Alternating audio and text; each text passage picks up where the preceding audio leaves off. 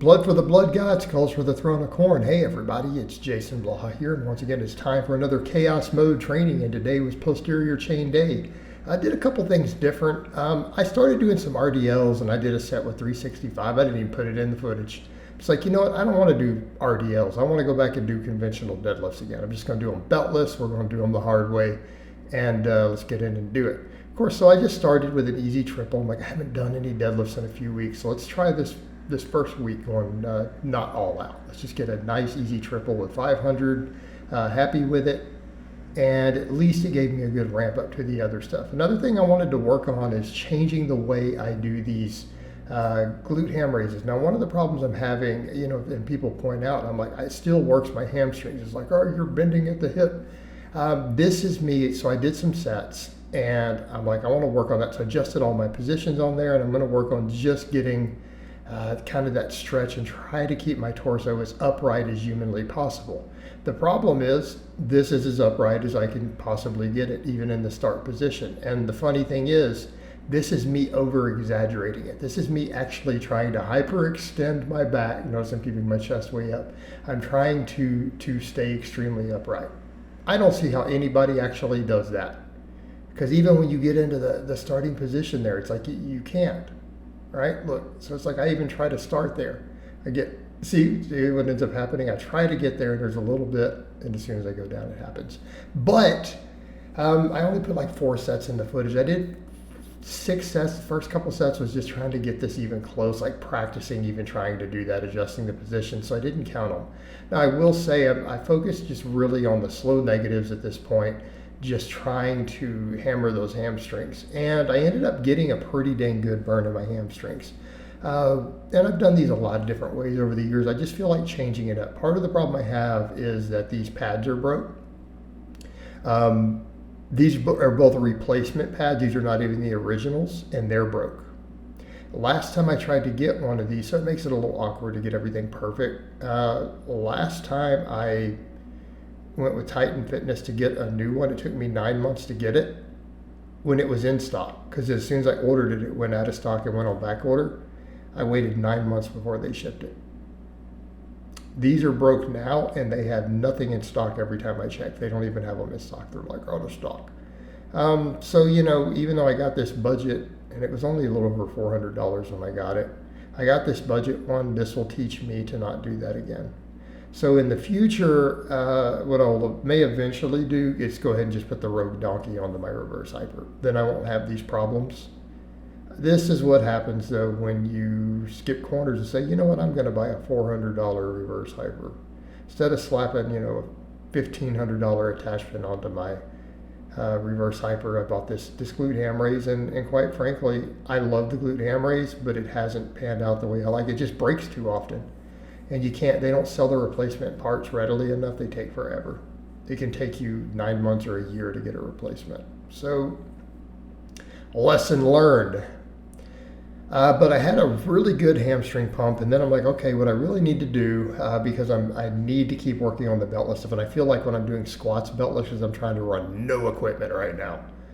As far as anything I wear, I do feel like my low back gets fatigued when I'm squatting. So I'm like, let's continue to hammer down on the reverse hypers. Instead of just coming in and goofing off at 3 sets, let's go ahead and do 5 sets. Let's work harder on the abs. Some of the workouts I've done 1, most of them I've done 2 sets of hanging leg raises. Today I did 4. Like, let's keep working the abs. Plus, as I'm continuing to get leaner right now and trying to tighten up that waistline, working my abs more will help.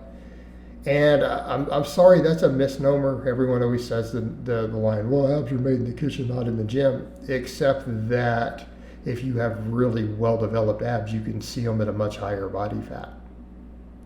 Right? Obviously, if you get lean enough, you'll have abs. Everyone will without training them. But if you want deep, deep abs, you have to build that muscle. And they're going to look deeper when you're at a higher body fat. Right? And if I'm going to do a lot of this raw beltless training the way I'm doing everything, I really need my abs to be stronger than they are. I need to kick them up a notch. Need to bring them up a notch. Have to. So we're gonna try to add more and more ab training as I'm able to tolerate it. A lot of it, when I first started adding it back in, those hanging leg raises, they make my abs cramp so bad that I can't even take my shoes off after. So I've had to build up to even being able to do these. Also, occasionally I'll get someone who says, no hanging leg raises done, and I'm like, really? Better look at what my legs and my shoes and everything with my legs. This is a ridiculous amount of ab work. The ab burn that I get is crazy good. Keep in mind, I'm also trying to roll my pelvis up at the top into a crunch. Okay? Absolutely an ab exercise. People are so silly. But the other benefit, major perk, it's a grip training tool and it helps with my shoulders. Okay?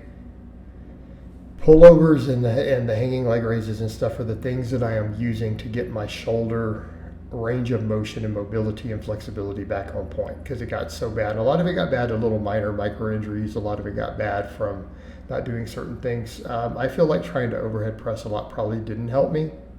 I finally eventually got to where I couldn't even lock out overhead presses, and I still can't. But I'm not in pain, so I need to be clear. It's not like I'm injured.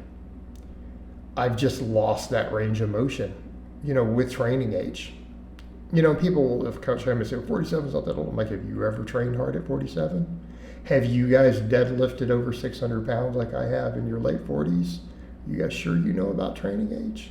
So these are the things that we really have to watch. I have to stay on top of the pullovers, and things like the hanging leg raises absolutely do help, because it puts me into that position, and then every time I come down, it re-stretches my shoulders into that overhead position.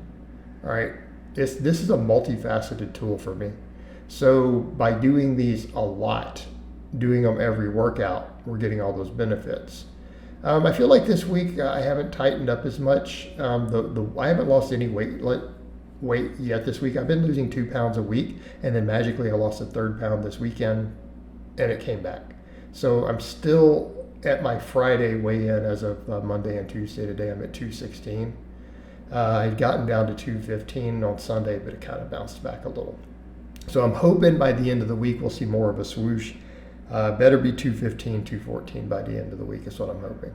Because again, I am in a deficit, not a big deficit, but we have been consistently losing weight, and I want to keep trimming that body fat down. It's a big part of what I'm doing right now. Again, building up weak links, want to get my arms bigger, and keep getting leaner, keep tightening up the waist. That is currently a lot of the goals. Another reason we're eating the way we are, another reason I'm doing all the body part splits. Again, trying to improve the physique seriously at this point. All right, guys, but that's really all I have to say on that today. I hope it's been informative, and I'll talk to you guys and gals next time.